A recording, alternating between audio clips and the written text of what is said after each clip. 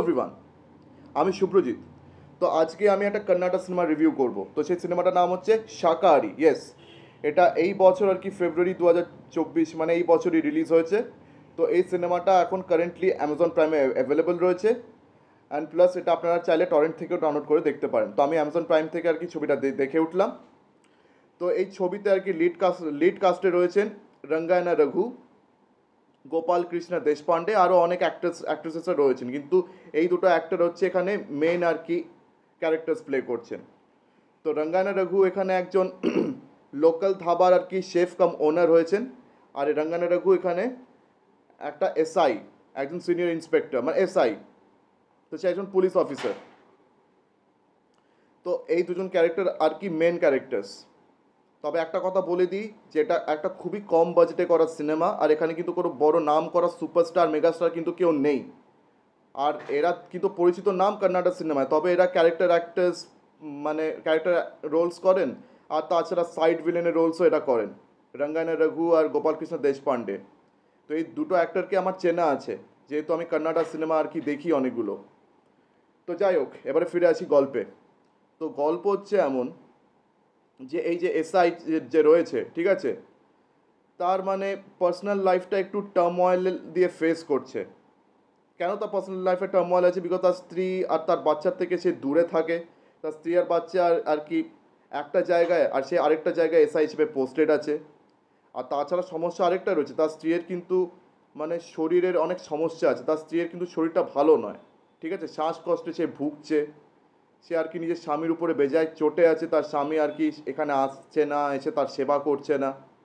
তো সে তার স্বামীকে রোজ ফোন করে ইরিটেট করছে, কিন্তু তার স্বামীর কাছে কোনো উপায় নেই। সেও চেষ্টা করছে যে ট্রান্সফার নিয়ে, ঠিক আছে, তার স্ত্রীর কাছে যেতে পারে। তার সে ট্রান্সফারের জন্য আর কি রিকোয়েস্টও করেছিল সুপিরিয়ার্সদের কাছে। তার ট্রান্সফার রিকোয়েস্টে আর কি স্যাংশন হয়েও গেছিলো, তার শিলমোহর দিয়েও দিয়েছিল। তো সে আর কি যাচ্ছিল তার স্ত্রীর কাছে, কিন্তু মাঝপথে তাকে ফিরে আসতে হলো। কেন? বিকজ যেখানে আর কি সে পোস্টেড আছে এসআই হিসেবে, সেখানে একটা হোমিসাইড ঘটেছে, মানে একটা খুন ঘটেছে। এখন সেই খুনটার আর কি কেস তার ঘাড়ে চাপানো হয়েছে। এখন বলেছে যে এই কেসটাকে তুমি যতক্ষণ না ভালোভাবে আর কি ক্লোজ করছো, ততক্ষণ আর কি আমরা তোমাকে ট্রান্সফার করতে পারবো না। তো এখন সে এসআইও যথেষ্ট আর কি তাড়া দিচ্ছে যে আর কি সে যে অ্যাকিউজড রয়েছে বিজয়, মানে ক্যারেক্টারটার নাম বিজয়, ওই অ্যাক্টারটার নাম হচ্ছে বিনয় ইউজে। তো বিনয় ইউজে ও ডেবিউটান্ট অ্যাক্টার, নতুন অ্যাক্টার একেবারে। তো যাই হোক, ওর ক্যারেক্টারটার নাম বিজয় আগেই বলেছি। তো সেই বিজয়কে কোর্টে পেশ করতে হবে। কোর্টে পেশ করে একটা চার্জশিট, মানে পঞ্চনামা লিখতে হবে, অফিসিয়ালি সেটাকে হেডকোয়ার্টার্সে সাবমিট করতে হবে। ওটা করলেই কেসটা ক্লোজ হয়ে যাবে। ওটা করলেই আর কি এই এসআই, ঠিক আছে, সে নিজের চার্জ থেকে, মানে সে নিজের রেসপন্সিবিলিটি থেকে মুক্তি পেয়ে সে নিজের স্ত্রী বাচ্চার কাছে যেতে পারবে। তার স্ত্রীর এখন অবস্থা খুবই খারাপ। তো যাই হোক, সে এরকমটাই ভাবছে, এরকমটাই সে প্ল্যান করছে। কিন্তু হঠাৎ করে কি হলো, তার জেল ভেঙে পালিয়ে গেল তার অ্যাকিউজড বিজয়। সে জেল ভেঙে পালিয়ে গেছে। তো তাকে তারা ধরার চেষ্টা করলো, কিন্তু কোনো ফল হলো না। তার পায়ে গুলিও মেরে দিল, কিন্তু তাও সে ফসকে চলে গেল।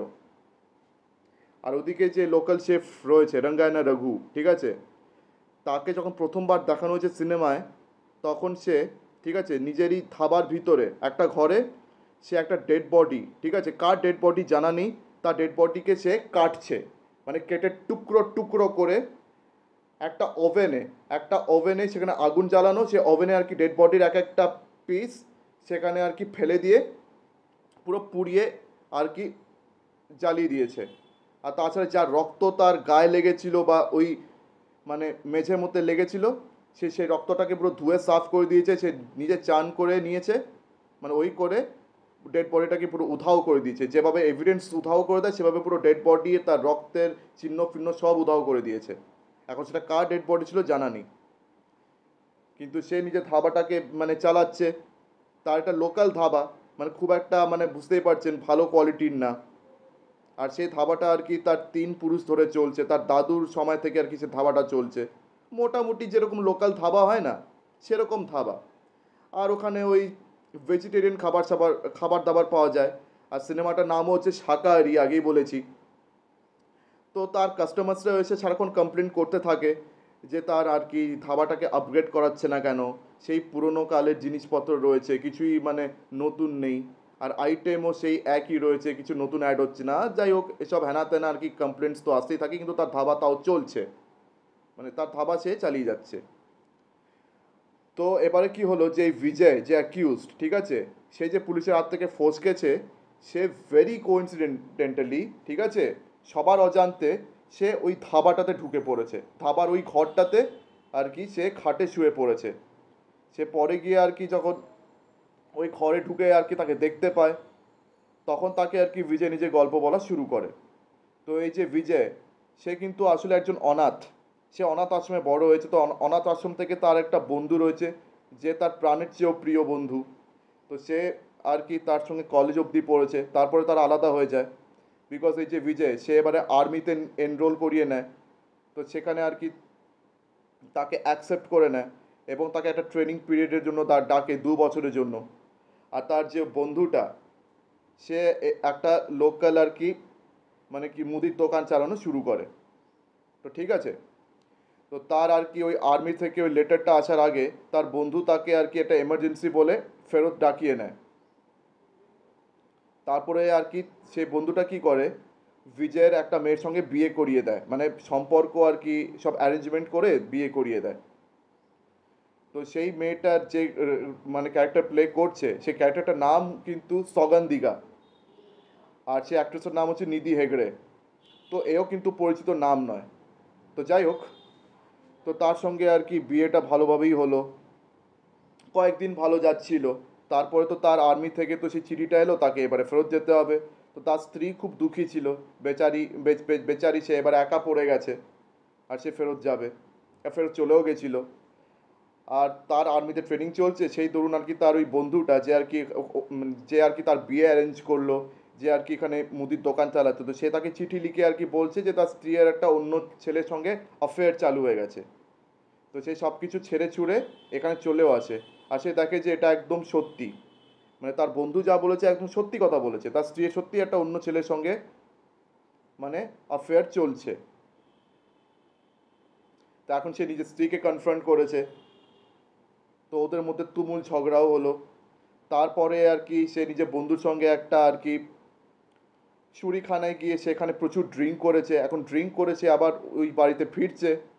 বাড়িতে ফিরে, ঠিক আছে, সে ওই ড্রাঙ্ক অবস্থায় একবার নিজের বউকে ঠাস করে একটা থাপ্পড় মারলো, যেহেতু সে তাকে চিট করলো। কিন্তু তারপরে ওই ছেলেটা অজ্ঞান হয়ে গেল, মানে নেশায় ছিল সেহেতু মেঝে পড়ে অজ্ঞান হয়ে গেল। তার পরের দিন সকালে যখন তার হুঁশ ফেরে, পুলিশরা তাকে এসে অ্যারেস্ট করে নিয়ে যায়। কেন? বিকজ তার বউ মরে পড়ে আছে। অথচ সে নিজের বউকে জাস্ট গালে একটা থাপ্পড়ই মেরেছিল, সে কিন্তু খুন করেনি।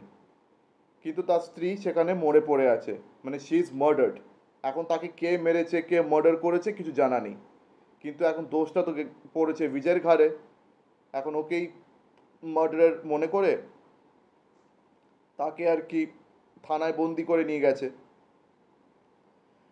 তো তারপর থেকে আর কি তার জীবন এরকম, সে পালিয়ে বেড়াচ্ছে, নিজেকে নির্দোষ প্রমাণ করার আর কি সে চেষ্টা করছে। এখন বুঝে বুঝে উঠতে পারছে না কি করবে। তো এই যে ধাবার যে ওনার, ওর ওর ক্যারেক্টারের নাম হচ্ছে সুবন্না। তো সে আর কি কনভিন্সড হয়েছে তার গল্প শুনে, মানে সে বুঝেছে যে এই ছেলেটা নির্দোষ আছে, এই ছেলেটা সত্যিই কোনো দোষ করেনি। তো তো সে তাকে আর কি বাঁচানোর আর কি যথাসাধ্য চেষ্টা করছে। অনেকবার এমন হয়েছে যে তার কাস্টমার্সরা, ঠিক আছে, তার আর কি ধাবায় আসছে, তার মাঝে সাঝে খাবার দিতে দেরি হচ্ছে, বা কিছু কাস্টমার, মানে একটা পার্টিকুলার কাস্টমার যে আর কি তার ধাবাতে এইসব জিনিস আপগ্রেড হচ্ছে না, নতুন জিনিস কিছু নেই বলে সারাক্ষণ কমপ্লেন করে যায়। তো সে কাস্টমার মানে মাঝে সাঝে ওর ওই ঘরে ঢোকার চেষ্টা করেছে, কিন্তু সে তাকে ঘরে জাস্ট ঢুকতে দেয়নি কোনো মতে। কেন, এখন যদি সে জানতে পেরে যায় যে সে ঘরে কেউ আছে, তখন তো পুরো পর্দা ফাঁস হয়ে যাবে। তখন আর কি, যেহেতু সে অ্যাকিউজডকে হেল্প করছে, মানে ফিউজিটিভকে সে হেল্প করছে, তাকে পুলিশ ধরে নেবে। তো এখন সেই ভয় ভয়ে তাকে থাকতে হচ্ছে, যাতে কাস্টমাররা কিছু জেনে না যায়। তো এখানেই আর কি অনেক সাসপেন্স ব্যাপার স্যাপারটা রয়েছে। তো সে চেষ্টা করছে যাতে আর কি সে ব্যবস্থা করতে পারে, যাতে ওই ছেলেটা যত তাড়াতাড়ি হোক এখান থেকে সরে পড়তে পারে, পালিয়ে যেতে পারে। ঠিক আছে, তো সে চেষ্টা করে যাচ্ছে। তো এখন এই ব্যাপারটা কতদূর গড়াবে, ওই ছেলেটা আর কি নিজেকে নির্দোষ প্রমাণ করতে পারবে কি না, বা যে এসআই ঠিক আছে ওকে খুঁজে বেড়াচ্ছে, মানে একদম কুকুরের মতন খুঁজে বেড়াচ্ছে, সে এসআই ওর ঠিকানা পায় কি না।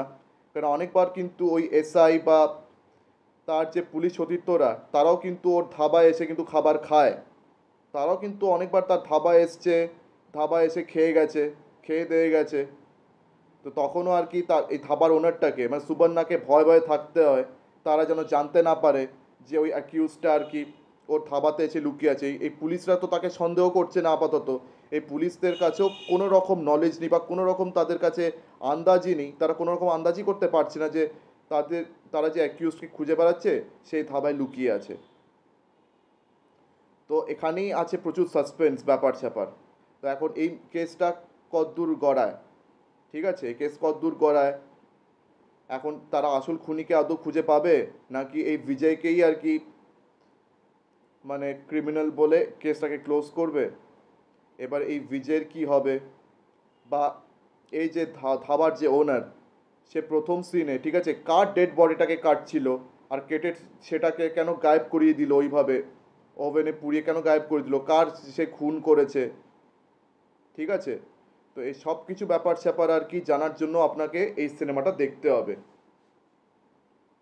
তো এই সিনেমাটা দেখার পর আমরা বুঝতে পারছি যে এতগুলো আর কি লাইফস ইন্টারটুয়াইন্ড আছে এই সিনেমাতে, ঠিক আছে। ওই বিজয় ওই ছেলেটার জীবন, ও কীভাবে ফেঁসে গেল, বা এই লোকাল যে ধাবার যে ওনার তার একটা জীবন রয়েছে। আবার একটা জিনিস বলতে ভুলে গেছি, সকাল 9টার পর ঠিক আছে সে নিজের ধাবার থেকে বেরিয়ে এসে সবসময় একটা বাসের জন্য আর কিছু অপেক্ষা করে, মানে বাসটা আর কি তার ধাবা হয়ে যায়, আর সেই বাসের জানলার ধারে একটা মহিলা নিয়মিত ওই জানলার ধারেই বসে, ঠিক আছে, তাকে রোজ দেখে হাসে, এমনকি ধাবার ওনারটাও তাকে দেখে হাসে। তো এই মহিলাটাকে দেখে আর কি ওই লোক, ওই ধাবার ওনারটা কেন হাসে বা তার সঙ্গে এই লোকটার কী সম্বন্ধ ছিল সেটাও আর কি জানার জন্য আপনাকে সিনেমাটা দেখতে হবে। তো কোনো কিছু আর এখানে বলা যাবে না, বললে আর কি স্পয়লার হয়ে যাবে।